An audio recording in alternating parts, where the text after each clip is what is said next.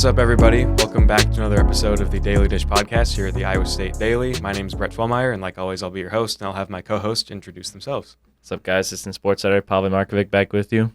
And I'm Ford Griffith, sports reporter. Well, we had quite a busy week in college basketball. The Iowa State women played quite a few games. The Iowa State men played quite a few games. They both had some successes and a setback for each of the teams. We'll start on the women's side. They had 4 games that we're going to go through. Started with UNI, then it was Drake, South Carolina, Middle Tennessee. We'll just kind of roll through those. The UNI game was really tough, the first true road test of the season for the Cyclones, and they dropped it 87-75. Ford, what kind of went wrong in this one? I mean, there's not much to talk about other than Maya McDermott. Yeah. She just dominated offensively. I feel like the Cyclones didn't play that bad of a game. They turned the ball over quite a few times, but really it was just not stopping McDermott was the problem, it seemed like. Mm-hmm. To me, it kind of felt like they were down a hole, basically, like a pretty big margin, and then they started to claw back a little bit, and then McDermott would hit a 3, and it would just kind of stall everything out. Yeah, I mean, she couldn't miss. And then Northern Iowa also took care of the ball really well. They only had 7 turnovers. Cyclones had 14. I mean, it's tough to win when McDermott's scoring like that, and then the Cyclones are turning the ball over at a much higher rate than them. So yeah, Addie Brown and Audie Crooks looked good though. Again. Yeah, I mean, they both played a good game. I felt like it was a tough 3-point night for the whole team. I mean, Northern Iowa shot 45%, or I think 45% from the field, 45% from 3 also, I'm pretty sure. Yeah. Cyclones 30% from 3, so that discrepancy definitely hurt the team pretty badly. Mm-hmm. And then Drake, I feel like, was a similar story with Katie Dinnebier scoring 39, but Iowa State was able to pull this one out with a Audie Crooks game winner. Yeah, that game was just nuts. The whole game. I mean, early on, Drake kind of had the momentum early, and they kind of held a lead and everything, but it was really back and forth. It was definitely an exciting one. Yeah, I mean, the battle between Dinnebier and Crooks was crazy. Both of them were just going back and forth scoring. Mm-hmm. And the fact that Fenley was able to drop that last play where Emily Ryan, Addie Brown, and Audie Crooks all touched the ball, it was fitting that it ended with an Audie Crooks game winner. Yeah, Pavel and I were at the game last year in Des Moines where the Cyclones lost. This was a really good win, I thought, for the Cyclones, though, even considering how close it was. Yeah, especially going into last year. I know Audie Crooks, I think, was still coming off the bench for his Nil Nadabu, and I think the pieces were still obviously coming together during that last year with everyone still being the young freshmen as they were playing against a good team like Drake. I don't know about how many returners they had compared from this last year's compared to this year's game. I know Dinnebier was there. Yeah. Dinnebier was there and obviously made another impact again, but yeah, it's just a really big win for the Cyclones team. Got that get back from last year, especially at home. And, Drake was always going to be a tough opponent. You saw at the UNI game, these in-state games are always tough. They're always going to be competitive. And, yeah, it's just a really good win, I'd say. Obviously, Dinnebier was the main factor for Drake, but I thought that Anna Miller played really well. I mean, she held her own against Audie Crooks after a not-so-great game against Iowa a few days prior, had 18 points. I thought that she really held her own, and you kind of see that a lot with these in-state games, especially on the women's side. It feels like it's a lot more personal, and these ones are a lot closer than they usually tend to be. Yeah, I feel like regardless of how good an Iowa State team may or may not be, number 8 to start the year, these in-state teams really have a chip on their shoulder. They're we live in the same state. We want to prove that we're the best team in the state. Right. So in these games, it seems like they play at just another level or play much harder than they usually would, it seems like. To me, I kind of view it as players on Drake or UNI who are the star players, Maya McDermott, Katie Dinnebier, they might view it as, well, you overlooked me. For sure. In recruiting, I'm going to show you why you should have took a chance on me. Yeah. And I mean, it showed in both games. For sure. And Dinnebier, the way that she shot the ball, 8 for 10 from 3, it was insane. Whenever she put the ball in the air, it was oh yeah, it's going in. It seemed like a Caitlin Clark performance. Coach Fenley talked about it after that game, how he was he said he's never seen a week with 2 better point guards, and he's seen Caitlin Clark. He mentioned they're going to see Paige Beckers in a few weeks. Those 2 point guards really just dominated the Cyclones. Yeah. It was they were just, unstoppable. Lights out. And I thought it was funny that he mentioned when Dinnebier shot 8 for 10 from 3-point range, he was like, you don't see that in a shoot-around. Yeah. I thought that was funny. Yeah, for sure. Yeah. Just definitely an interesting week for the Cyclones to have back-to-back in-state games. They're both close. It looked like Iowa State had a good crowd at the UNI game. Yeah. The Drake crowd was really strong in that one. But, yeah, overall, they were just some really fun basketball games early in the season. Oh, yeah.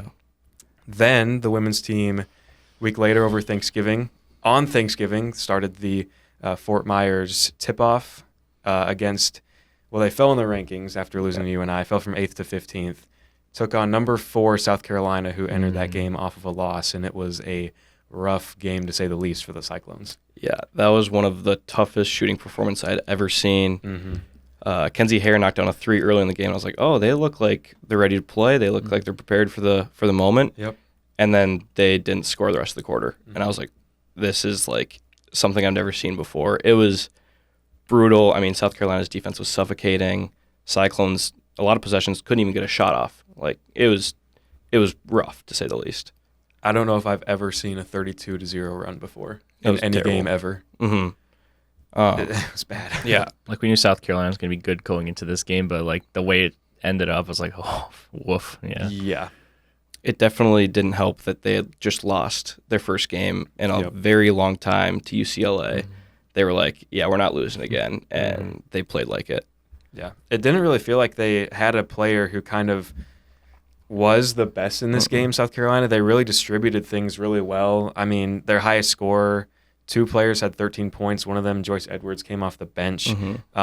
They just really, honestly, it was really the defense, forcing bad shots for the Cyclones, forcing those turnovers, those mistakes. And they're, again, like you said, they're just angry that they lost. Yeah. I mean, 19 turnovers for the Cyclones wasn't a recipe for success. Pretty sure they had more turnovers in the first quarter than they had points. They did, yeah, 5-3. Yeah, 5 turnovers. So that's not great. And only 4 players scored for the Cyclones. That was something that really shocked me. Is Addie Brown 0 for 7 from the field. She's averaging, I think, around 13, 14 points. For her not to get a bucket was crazy to me, especially since I thought she would have been the player that needed to have a good game if the Cyclones wanted to be in it at all, and she didn't. I like that she kept shooting, though. Yeah. I mean, her confidence didn't go down at all. She kept trying. She kept shooting the ball, saying, like, I need to try something to get us somewhat back into this game. That's one thing about her is her confidence never wavers. It seems like they could be down 40, like they lost this game by, and she'd still just pull up from anywhere on the floor with the most confidence on the team.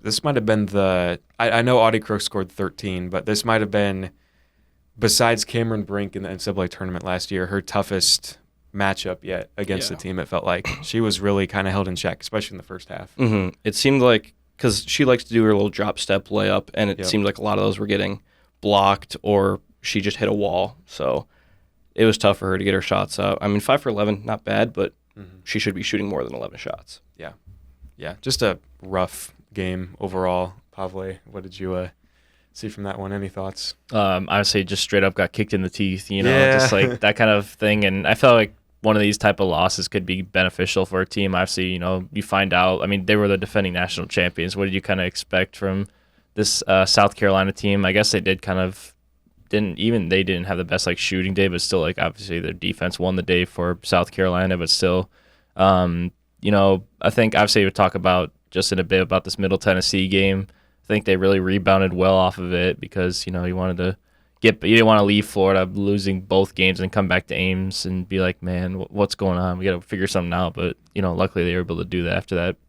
abysmal game. Yeah, it was a good bounce back, 75-59. Ford, you were saying they kind of just controlled the whole game and just really, I mean, they did what they needed to do. Yeah, for sure. I mean, this time they had more than 4 players score the ball, which was very good to see. I mean, getting everybody involved, and I think it was a good game for not only Audie to work on, like I said, her post moves, because she was getting blocked a lot.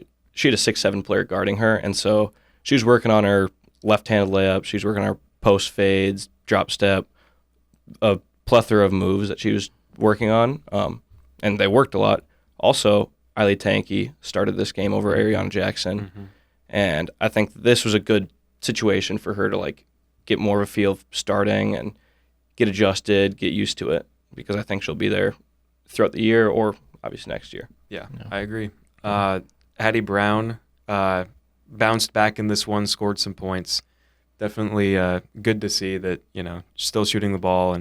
And able to score in this one. Yeah, I think it was very helpful for her to see a few go through the hoop. Yep. For sure. Yep. One of the things that Bill Fenley was talking about on media today being Monday, was between the games. Like, they played South Carolina on Thursday. They played Middle Tennessee on Saturday. That Friday between the games, they kind of sat down, they brought out a whiteboard, and everybody wrote down something that they wanted to improve on, and they had to sign their name next to it. So they had to say what they wanted to do better for the next game, put their name next to it, and they could, have as many things as they wanted. Bill said it worked. I think it did when it, shows up there on the stat sheet. So I just thought that was an interesting thing that he had them do, for sure. I think doing something like that really, like, drills it into their head. They're like, they actually want to work on it. It's not just saying that they're going to work on it, but they're, like, agreeing to it, that they're going to work on it and do it. And they did it in this game, I think. Yeah, it's like literally like a ring contract. Like, I need to be better at this. And then it's like, okay, show me. Because you said it. For sure. Yeah, just a good bounce back win, though. South Carolina, I think they can view it as, obviously, again, a good test. They're going to have UConn later in the season. Iowa's looking good, too. That's going to be coming up in a couple weeks. Yeah. So some big non-conference games left for the women's team. No doubt. The men's team also played over Thanksgiving break. They took part in the Maui Invitational. It's probably the biggest tournament of Feast Week this year. I mean, you had, 4 ranked teams in there. You had, 3 of them in the top 5. One of them did terribly. That team was not Iowa State, though. Yeah. They were on the same side of the bracket, too. They were. It was a nutty bracket. Yeah. It started on Monday with Auburn playing Iowa State. This one really felt like, I thought going into it, and a lot of people did too, that this was going to be the game that decided the champion of the Maui Invitational. And I wholeheartedly agree with it too. It literally came down to the final second, the final possession. Auburn takes the win, 83-81. It was a weird one, I thought, to be honest. Iowa State really dominated the first half and then really fell apart in the second. Yeah, I mean, obviously going into this, like you said, it's going to be a really tough test of who's going to win it, because obviously we expected UConn to give a real push, but look what happened. They lost 3 straight and are still in the rankings, but somehow, some way, they're still in the rankings. But yeah, I was surprised to see what happened with this team. Something went wrong and they just kind of fell off a cliff, because you saw going into the second half, they're winning by 16 points, and they, I guess, a good Auburn team who's ranked 4th in the country at the time. And I don't know what really happened for Iowa State. Something just kind of fell off. Their shooting kind of just took a back seat, even though Keyshawn Gilbert, we're going to talk a lot about him. He did his best to try and keep him in this game. But, I'm glad it came down to the last final shot of the game. It wasn't kind of a one-sided affair like the South Carolina game was for the women's, So, I mean, it's an unfortunate way to lose a game. You'd think you'd be able to keep up with your lead, but I think the whole tournament, even if you have a big lead, it doesn't matter. You're not safe with a big lead, and it pretty much showed in, obviously, this game and the rest of the games in the tournament. Yeah, I thought it was a little uncharacteristic of Iowa State's defense to give up 50 points in the second half, though. Yeah. That's not really something that they do. But when you're playing a team like Auburn, who is as talented, as physical as they are, it can happen, and obviously it did.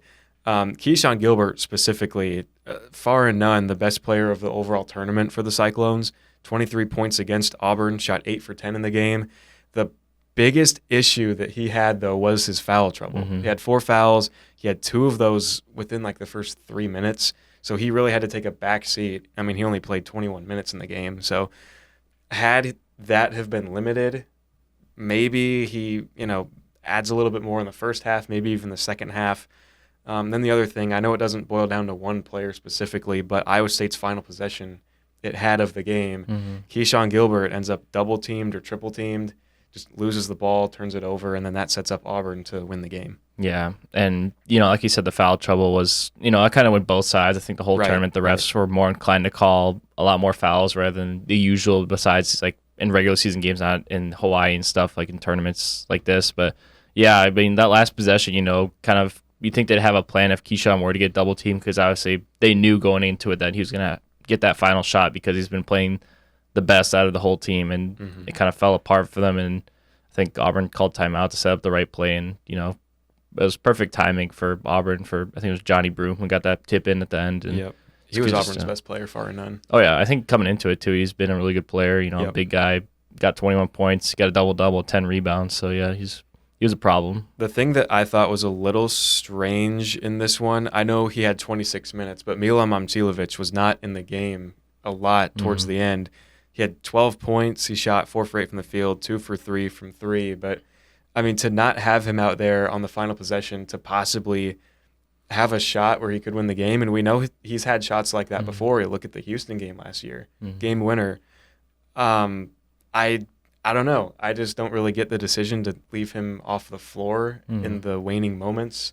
I'm not the coach. Obviously, TJ's way more than I do. He knows way more, but I thought it was a little odd that happened. I wholeheartedly agree with you right there. I mean, Milan, obviously we're going to talk about him especially in the Colorado game, caught fire, but he's obviously shown it, like you said, like in the Houston game, was able to hit a game-winning shot, and he's got that kind of skills to kind of be one of those guys to be able to make a game-winning shot. And I don't know why he wasn't out there with final possession. Like, he wasn't even in foul trouble. He only had two fouls, and you thought, like, oh, maybe it was that, or like he wasn't even playing bad either, shooting 50% and made both of his free throws, and I don't know what the kind of decision went into that thing, but whatever. Yeah, he more than made up for it a couple of games later. But just as far as losses go, a loss to Auburn, this Auburn team specifically, is about as good of a loss as you can have. Oh, 100%. This is to lose by 2 points, it comes down to the final possession.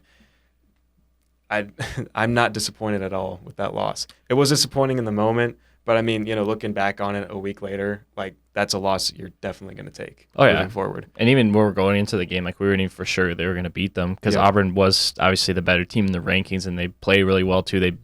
I think they went to Houston and beat them. So yeah, it was like at a neutral floor, but like, I mean, it's still in Houston, But yeah, nonetheless, this is kind of a loss you'll take, because I know you did choke away a big lead, but still, like, it's only by the luckiest of tips, like at the right time, like Broome was right there at the right time, and yeah, you'll take it though, and it obviously showed throughout the rest of the tournament. They didn't let that one game define their tournament, and it led to their 5th place finish. Yeah, they bounced back the game after they played Dayton. Dayton, like Iowa State, kind of fell apart in its opening round matchup. Held a big lead over North Carolina, just kind of fell apart in the end, and Cyclones and Flyers ended up facing each other. Dayton held the lead at halftime. Iowa State they didn't look like themselves out there to start, but they righted it in the second half, took the win 89-84. Again, it was Keyshawn Gilbert who led the way in points in this one too. Yeah. He shot 14 free throws in this game. I couldn't believe that. He's one of those players who likes the slash. He's one of those slasher type of players who can drive to the hoop and get fouled a lot. So yeah, and that kind of goes along with the thing that the refs did call a lot more fouls than usual, but still, that first half, I feel like that kind of carried over from that Auburn game. Kind of like, man, we lost. I know they're playing back-to-back-to-back days, but still, like, you think they'd be able to put up a bigger lead on Dayton and be able to hold it. But obviously, they still did win, which we'll talk about in a little bit. But like, you'd expect them to I expected them to win in the first half, or be winning in the first half, and that didn't end up happening. Yeah. I know Keyshawn was, again, the highest scorer in this one, but Curtis Jones looked really good in this game. And I love the role that he plays for this team. TJ calls him the 6th starter. Like, he's not a bench piece. He's literally goes in there, and he's just another starting player for them. Yeah. And 3 for 6 from three-point land. Again, he's going to be the guy this year from that range, for sure. Yeah, even if we saw last season, too, in his first year with Iowa State, he was one of those guys, like, probably the best shooter on the team, I'd say, either him or Milan, just from purely their like 3-point range as a shot. And I know some of the shots he kind of took weren't the best. He went 6 for 13, but still, nonetheless, he still got 19 points and still able to contribute to this win because of what he's able to do. Like you said, that 6th player off the bench, kind of like a 6th starter. Yeah. Overall, though, just a solid performance from the team, a good bounce back win, and it got them into a position for the 5th place game, which was, oddly enough, against a Big 12 opponent in Colorado, who Iowa State will now face at least 3 times this year, because they faced them twice in Big 12 play. They could meet again in the Big 12 tournament. So I liked it, honestly. It gave me confidence that Iowa State can just sweep Colorado this year. It was a comfortable win, 99-71, and Iowa State at the start, obviously at the beginning of games, it's going to be close, but they really just caught fire, especially in the second half. Oh, yeah. And I'll say this matchup, kind of a rivalry reborn from when Colorado left. And now I think just his plan beforehand, like you said, the kind of the Pac-12, they're still with the Pac-12. And then somehow, some way ended up with them, even though being on the other side of the bracket, I think they lost to Michigan State like by a pretty good margin, and then they somehow upset UConn. I know, but UConn had a rough tournament. Yeah, we don't get me started on UConn, man. There's something wrong going on with that team, but yeah. But talking about this Colorado game, obviously Milan was the star of the game. He seemed like he did not miss any shots. I know he missed 4 of them, but still, like, he seemed like he was just perfect all the way. Like, he was shot from 9 for 13, 6 for 9 from 3, and ended up with 24 points. But yeah, I couldn't believe we saw what they did against Dayton, but then you see everyone else, like, everything started to go right. I mean, they put up 99 points, which I did not expect from his team because, I expect more of lower scoring games. I know this is now technically a Big 12 matchup. I kind of expected it to be kind of lower scoring, but man, I hope Iowa State can carry this offense throughout the rest of the season, especially against Marquette on Wednesday. They kind of need that. Yeah, obviously the defense is still going to be there, but I mean, now that the offense is starting to show what it can do, especially early in the season, it's really promising. Iowa State shot 60% from the field in this game. Of everybody who took a shot, 8 players ended up shooting and scoring in this one.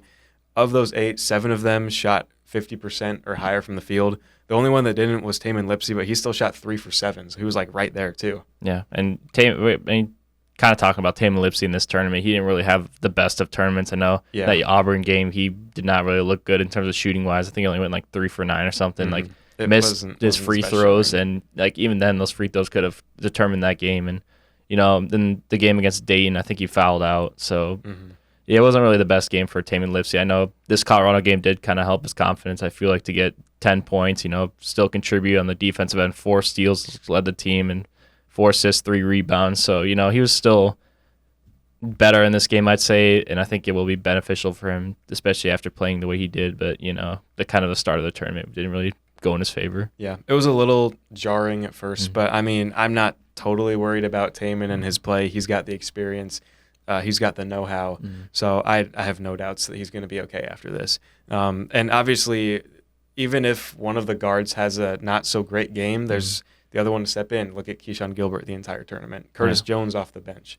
Like, they've got such a good backcourt that one of them can have an off game and the other two can just make up for it. No problem. Oh, yeah. Speaking on Keyshawn Gilbert, I think it was announced today, he got the Big 12 or co-Big 12 Player of the Week, because I think he shared it with someone in West Virginia or someone. But, yeah, nonetheless, obviously deserved that wholeheartedly because I think 20-plus point games, and then obviously the 15-point performance against Colorado. Like, he didn't even need to be really needed as much as he did the last 2 games, and then this one, like, kind of took a backseat in this one, and everyone else kind of like defined the groove, and it was perfect, I think, for just the way this team was able to flush out the loss and leave Maui with 2 straight wins and coming back to Ames now. Yeah, that game was just so fun to watch, honestly. I mean, 6 players ended up scoring in double figures. You had Joshua Jefferson, who had a really solid tournament, I thought. Milan, it was his career high in that game, too, 24 points.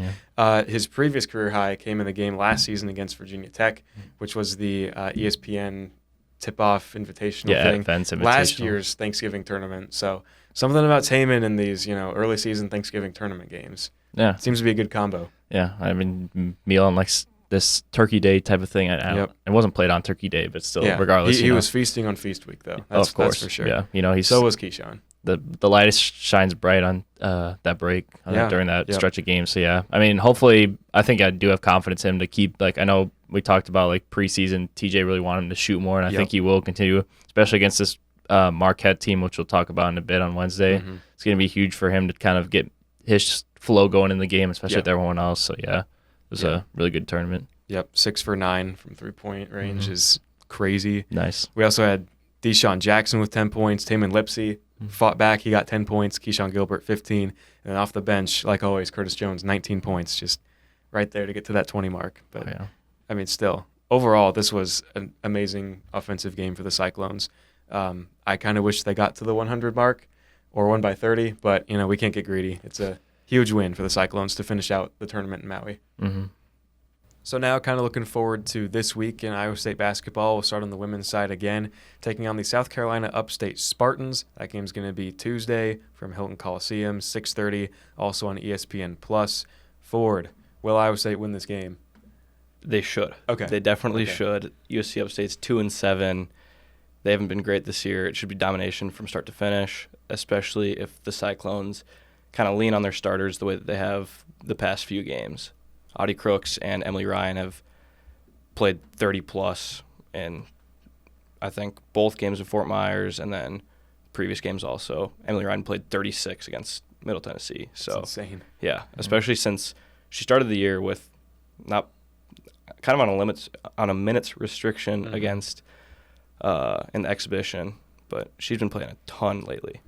Who do you think is going to be the fifth starter for this game? Do you think they stick with Tanky, or do they go back to AJ in that starting lineup? You know, I could see them staying with Tanky just because AJ is kind of a defensive and offensive spark off the bench. She's a great shooter. Tanky could use the experience with those veteran players.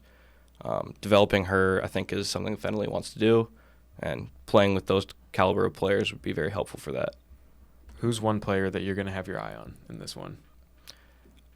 I think Addie Brown, because she's obviously, like we talked about it, super confident player, but in a way, she's kind of almost struggled recently. I mean, the first few games of the season, she was near double-double, sometimes a triple-double in, like, every game, and then South Carolina game hit, and it's like, oh, she hasn't been shooting the ball great, but I think if she can have a really big bounce-back game with a few blocks maybe, I mean, I think she's a player that will have a really good game against UC Upstate. I feel like being at home is going to help too, because she was one of the ones at media again today, and she kind of expressed her kind of like she didn't really like playing on Thanksgiving specifically. The weather was nice, they were saying, but they were kind of glad to be back home for this one. Yeah, and I think it's a lot easier to feed off the energy from the fans, especially in Hilton Coliseum. And nobody really stands out for USC Upstate.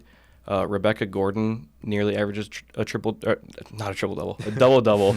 But that's a little skewed because she had a 17.23 rebound game. So nobody that they really need to key in on. So should be a dominating game. You're saying that they should win comfortably. Very comfortably. Okay. Yeah, they should. Yeah, ESPN says 99% chance of winning. So I expect the same.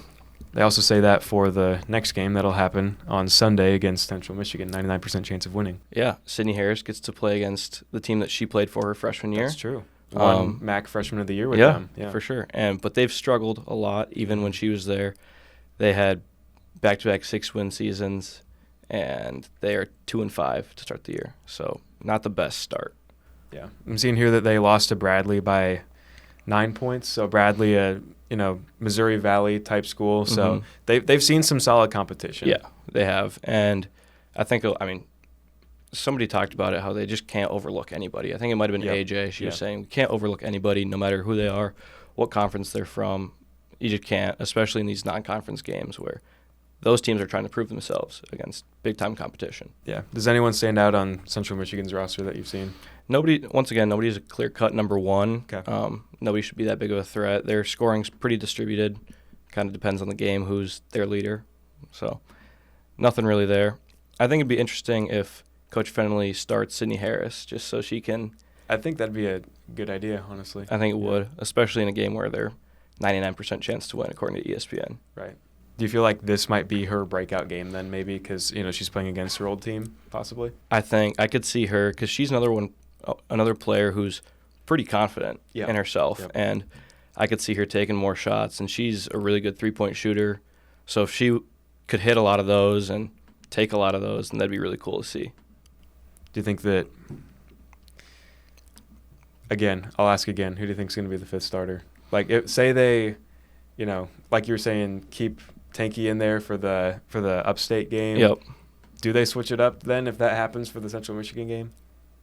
Part of me hopes they put Sydney Harris in. Okay. Just because I think that'd be cool for her to really prove to them, like, hey, I'm big time now, in a way. But otherwise, I could see them sticking with Tanky. Just keep on developing, just get her adjusted before Big 12 play and those bigger non-conference games like Iowa and UConn. Right. How do you think – I know that we still got a handful of non-conference games to go, but kind of as we're getting closer to conference play, you look at the UNI game, the Drake game, South Carolina game. How do you think this team is right now as they prepare for Big 12 play, and how do you think they might stack up in there this year? I feel like the start isn't exactly what they had hoped. Right. They had a lot of big wins, but then UNI, that was a pretty big loss. That wasn't what they had expected or hoped. I think Drake was probably closer than they wanted it to be. In South Carolina, that game was really like just the way that they lost by 40 points and 32-0 run. Yeah. Something like that is really just like detrimental to like your confidence, I feel like, and your morale as a team. I mean, not being able to score for that long, it was 15 minutes, I'm pretty sure. Something like that's not great for your confidence going into those Big 12 games, but I think if they can finish out strong, UConn's their last non-conference game. That'll be a tough one to end with. But if they can come out with 4 wins from their last 5 non-conference games, I think that'd be a great success. But it'd be tough with Iowa and UConn. I agree. It might be tough for them to stay in the rankings just because of those games. But, again, those are good resume builders. Even if you do end up losing those, it can definitely help you out seeding-wise of saying, like, oh, they have these losses, but they're quality losses. Yeah, I think the UConn one will be a big telltale of where they'll be, like, in the rankings-wise, if they're still there. But that'll really show, like, are they ready for Big 12 play or not? Yeah, I agree. Yeah. Over on the men's side then, 2 home games again this week. Starts with the biggest non-conference game in Hilton Coliseum for the Cyclones this season. I mean, I know that they schedule a lot of, like, probably lesser opponents. We saw, like, Kansas City, Mississippi Valley State, IU Indianapolis to open up the season. Now we've reached the SEC, or not SEC, what am I saying? The Big East, Big 12 Challenge. Iowa State fell after the Maui Invitational from 5th to 6th in the rankings. Not a huge dip at all, but their opponent passed them. The new number 5 team is who Iowa State plays, and that is the Marquette Golden Eagles.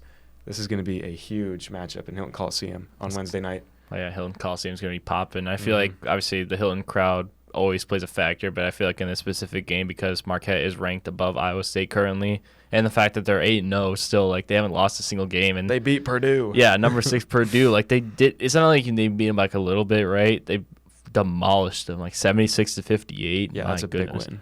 But I mean, especially like, look at the 2 games beforehand. They only won by 8 against Central Michigan, and at Maryland they only won by 4. Then you see the recent wins, 11 points, and then I'm not going to even do the math for these other 2. It was just a big point margin that they won by. But nonetheless, what we saw last year, I think we played DePaul in the Big 12 Big East battle, and that was in Chicago. So didn't really expect to play a team like that. But then now, like, they're like, okay, you want a better team? Here's a better team. Luckily, we got them at home, because I feel like if it was at Marquette, it was going to be a little bit tougher. I think some Cyclone fans still would travel because it's only in Milwaukee. It's not too far away from here. But nonetheless, Marquette, I feel like they're coming in with they're going to need some help, I'd say, just because they know what they're kind of coming into, the loud crowd of Hilton Coliseum, and especially with this Iowa State team who's been bouncing back after that Auburn game. Yeah. I wouldn't be shocked if Iowa State hands Marquette its first loss, especially considering that it's a home game. And, I mean, Iowa State's, one of the best teams when it comes to performing at home. Looking at Marquette's roster, Cam Jones is obviously going to be the X factor. They do have 4 players that score over 10 points per game. 3 of them are guards. So Taman's going to have his work cut out for him. Keyshawn's probably going to have to be a bigger defensive emphasis in this game as well.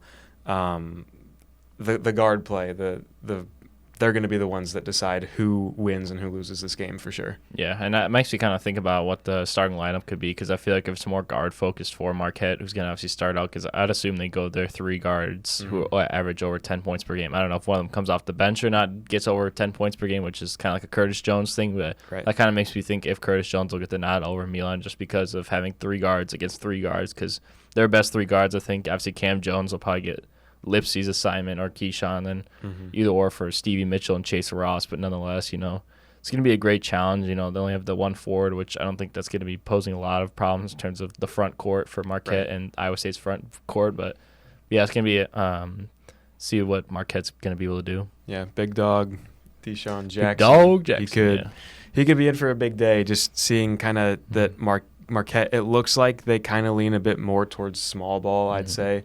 So the fact that Iowa State does now have a presence like Jackson in the paint, I think could be a big factor in Iowa State winning or losing this game too. Yeah, and I feel like another player like Joshua Jefferson will be able to really help his dynamic ability to even do everything around the ball, not even just like one specific part of his game. Like he's able to kind of do everything at his size too. So I feel like both of them are going to be really beneficial in this game, just seeing what Marquette kind of leans towards in terms of scoring. So yeah, I know that we're only 6 games into the season, but I feel like those two, that duo, is going to be a pretty underrated one. A lot of teams are going to have to take notice of Jackson and Jefferson this season. Like, obviously, you're going to look at, Taman and Keyshawn as like, oh, this is the big duo of Iowa State. But when you go inside to those two, that's where Iowa State can end up beating you for sure. Yeah, and we saw last year, like even with Rob Jones, Hassan Ward, and Trey King, like I don't think it's going to be – this is like a whole different front court to me from compared to last year to this year in terms of like their way of play and how they kind of gel together with this kind of – backcourt mesh. So I think it's gone really well, and I think it will continue to benefit them for sure. Yeah. I mean, another thing that I was kind of talking to my brother watching the games in Maui, I was kind of like, Joshua Jefferson might be the most underrated and biggest asset to this Iowa State team this year. I mean, he's already got a double-double with the team. No doubt he's going to get more. He can rebound. He can shoot. He can shoot threes, and he's a forward too. He's a big forward. And he's got quick hands too. He's getting a lot of steals. You know, he can block the ball too. So, yeah, he's just like a general, like, that's the kind of perfect player you want to kind of do a little bit of everything, and especially at his size, like I was talking about. Like, obviously, easily probably will be and has been the best get in terms of, like, transfer for Iowa State this season. Oh, yeah, 100%. Another player that I think could have an interesting impact in this game is Milan. Only because he's a Milwaukee native. So obviously he kind of grew up around Marquette, probably knows the program kind of well. So obviously he didn't go there or anything, but it could be interesting from that sort of aspect maybe. Yeah, I think it was Pewaukee, I think is where he's actually from. That's true. Yeah, Pewaukee and Milwaukee, yeah. But still, regardless from Wisconsin, they're probably close to each other if you look at a map. But yeah, I think it would have been better for him just to be in Milwaukee for Marquette if we did play over there, but I think he'll still be able to do fine. I hope he should be able to like go off that performance from Colorado and then use it towards this Marquette game because they're going to for sure need it because Marquette's going to be no slouch. Oh yeah, 100%. I feel like this game is definitely going to rival a lot of things that we're going to see when the Big 12 slate of the season comes around, when you look at teams like Kansas, when you look at Baylor, who honestly has been struggling a little bit, but still you can't take any game in the Big 12 lightly. So I love that they scheduled this game because last year I felt like the non-conference slate for Iowa State was just pretty weak.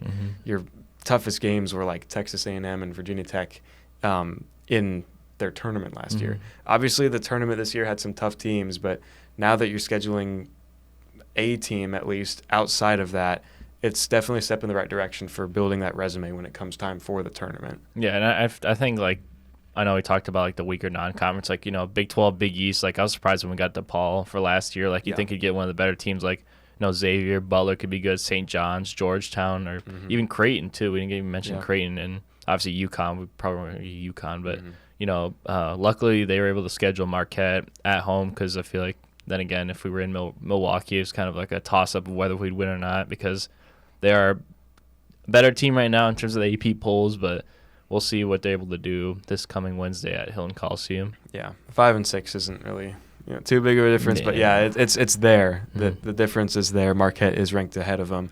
I am going to take Iowa State in this one. I think it's going to be close, like one possession. It'll be decided on the final possession of the game. Oh yeah, I think either that or like probably within like 5 points, could be a little bit more than what you kind of expect of one possession, but still, I don't expect Marquette to go down easy. Iowa State, the crowd, like as I was kind of talking about earlier, I feel like the crowd will play the biggest part in this game of whether or not Iowa State will be able to beat Marquette, and I think it will be. I'm going to pick Iowa State too. This team's no slouch, that's for sure. They've already beaten the number 6 team in the country, Purdue, when they beat them. Purdue was 6th. So they know a thing about beating the number 6 singular team. Thing, yeah. Yeah, so I don't know if that will help them out at all or anything, but we'll have to wait and see on that one. I'm so excited for this game. It's going to be such an awesome atmosphere in Hilton. Yeah, but that's the thing with Marquette. Like when you talk about when they beat Purdue, they were able to host Purdue. Now they got to go to Hilton with another top 7 ranked team. So you know it's gonna be different for them. Obviously, they're gonna I feel like it's going to kind of be a shock at the beginning, Mm-hmm. But then again, they could just come out firing. So we'll see what happens. Yep, that game Wednesday, 6:30, ESPN Plus. I was kind of hoping for like a national broadcast Yeah, game. ESPN Plus Like, for 5-6. Are you kidding me? I know. Man. They got to put like North Carolina and Alabama on TV, I guess, but whatever. Ooh. Yeah. After that one, it's a huge week for Iowa State. Like, you've got that game between the Marquette game and the next game against Jackson State. That game's on Sunday. Between then, we're going to have the Big 12 Championship for the football team. So we'll talk about that in the Sports Weekly podcast later on in the week. But, again, after the Marquette game, Iowa State stays at home, hosts Jackson State. This is a team that hasn't won a game this season. They played Houston. They lost by 57 points. So, Woohoo! yeah, that's a common opponent. They also lost to Kentucky by almost 50 points. They lost by 49. So they've played some tough teams. Again, this is going to feel probably like those first three warm-up type games for the Cyclones. It's interesting that they kind of, start off the season, okay, let's build it up. Now let's play some top 5 teams, and now let's go back down to a team like Jackson State. They get the participation award for getting to play these teams like Houston and Kentucky, now Iowa State. And, yeah, I mean, the only thing I think of when I think of Jackson State is obviously Deion Sanders and the football program. But, I like how this game, it's not like the 3 non-conference games to start off the season, because Marquette game on Wednesday and then Jackson State on Sunday. So they don't get more of a span of rest, because I know we're talking about how kind of have to keep up a rhythm of game environment. Now it starts to go with like the kind of 2 game per week kind of schedule, which is going to be really beneficial, I think. And obviously that's what happens later in the season too, come conference play. So yeah, I feel like this is perfect. Depending on what happens on Wednesday, if they do pull out a close win or close loss for either or, but it should still be really beneficial, just considering what Jackson State has done against these ranked teams, and just in general this season. Like, they should be no problems, kind of be like a wash. Yeah, they're part of the SWAC, so it's a conference that doesn't have any team over 500 right now. These are unfortunately, these are the teams that teams schedule just to beat up on. Yeah. Jackson State has not played a home game yet. Their first home game is against Alabama State, who is a conference opponent. That game is on January 11th. Their first home game is January 11th. Wow. That's insane. And this week alone is tough for them too. Tonight they play at St. Louis. Then you fast forward to, what day is that? The 5th. Thursday, I think. I think so. Thursday they play at Arkansas State, and then Sunday they play at Iowa State. That's 3 games in the span of 7 days. That's insane. They're kind of getting beaten around. The smaller schools just like getting forced to play these games, and obviously they're getting paid for it too, so they kind of just kind of have to. And that kind of is unfortunate, the way that their schedule's worked out, where they have to all be on the road. And they're playing St. Louis right now. They're tied 9-9, and just the game's just hanging in there. 6 minutes, so far. And then obviously we look later, and then they lose by like 40. But this kind of like one of those games I'm not worried about, kind of like a wash. Hopefully some more players on the bench, like Noyus Indrositis, maybe gets a little bit more of like playing time. Or he looked solid against Colorado. He had 7 points there. Even Nate Heisey kind of stepped up. I know he wasn't really scoring a lot in those first couple non-conference games, but then obviously kind of stepped it up with in the tournament. I think just in general, it's gonna be a good game to watch, because it's one. That's on the more I can say. It's kind of like because this team hasn't won a game. Like, what do you expect? So I would like to see a lot more of the bench guys. Those type of players probably have maybe a bit of a more impact in this one. I think that this is a game that a guy like Brant Chatfield could, use some minutes in. Oh, yeah. He's a guy that I think can definitely learn. I know that he's experienced in college basketball, but when you have a guy like Deshaun Jackson there, him taking the opportunity to learn from him and taking this game specifically as an opportunity to grow, Marquette game too, obviously, but this game is going to be another learning opportunity for the Cyclones. Mess with some things, see what works, see what doesn't, and just kind of go from there. Yeah, especially before, I know this team isn't really daunting. You have to travel to Iowa City like on that Thursday that next week, but this is kind of a really good game to kind of see what more things kind of work together. I know with Chatfield, he kind of played a lot more in the tournament. He did, yeah. Because I don't know if it was Deshaun or Joshua Jefferson in general kind of like got into foul trouble. I can't remember, but either way, he got to see the floor a lot more. He got to see his confidence more. Got a lot of rebounds, so you know, it's kind of a good thing for him. And I hope, like we said, like, yeah, hopefully the bench shows out more in this Jackson State game rather than the starters, because we know the starters are going to compete. They're going to put up their points and dominate. So, yeah, it's really just about the bench in this specific game. Right. I agree. So it's kind of one final-ish tune-up game, I'd say, before you kind of get down to, like, the real end of the non-conference season, because it's going to end fast. Oh, yeah. Like, there's... It's 4 or 5 left? Yeah, 5. Yeah, because you got Marquette, you got Jackson State, you got... At Iowa. That one's going to be interesting, to say the least. And then Omaha, Morgan State. Yeah.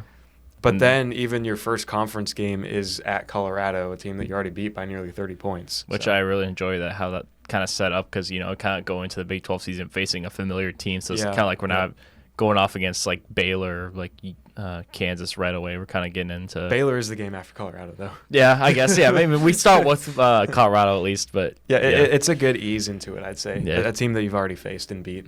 Exactly, yeah. And even if then, I wouldn't have been, like, too worried about it, because, you know, Colorado doesn't seem like that great of a team in terms of, like, the general Big 12. But, yeah, nonetheless, you know, going to have to start finding, like, officially putting those pieces together, like, by, like, the Omaha Morgan State game, because you know right away, like, I know they get, like, a week off from Morgan State to going to Boulder, but still, like, yeah. Yeah, so Marquette game's going to be, how do we stack up against top national teams once again? Jackson State game going to be, again, experiment, try some things out, see what you can do, get some guys experience that need it before conference play starts. Yeah. And I can see the starting lineup kind of mixed in there, too, for Jackson State and, like, Omaha and Morgan State. Just kind of, like, I probably would think it'd still probably be the same. Like, obviously, Keyshawn, Taman, Deshaun, and Joshua. It's really, like, if Milan and Curtis want to flip out, or even we'll see what TJ does. Maybe he throws in another guy, but we'll see. I doubt it, but, you know, we'll see. Maybe Noyes gets in there at some point this season. Oh, yeah. That'd be interesting. Heisey, yeah, either of those guys. That'd be interesting for sure. I think that about does it, though. Thank you, everybody, for watching another episode of the Daily Dish podcast. We hope you enjoyed it. If you did, like it, subscribe. We're going to do these a lot. So, again, thanks. Wear your seatbelt. Drive safe. Drink water. Go to the Marquette game, please. Huge week for Iowa State coming up. Thanks, guys. We'll see you next time. Bye.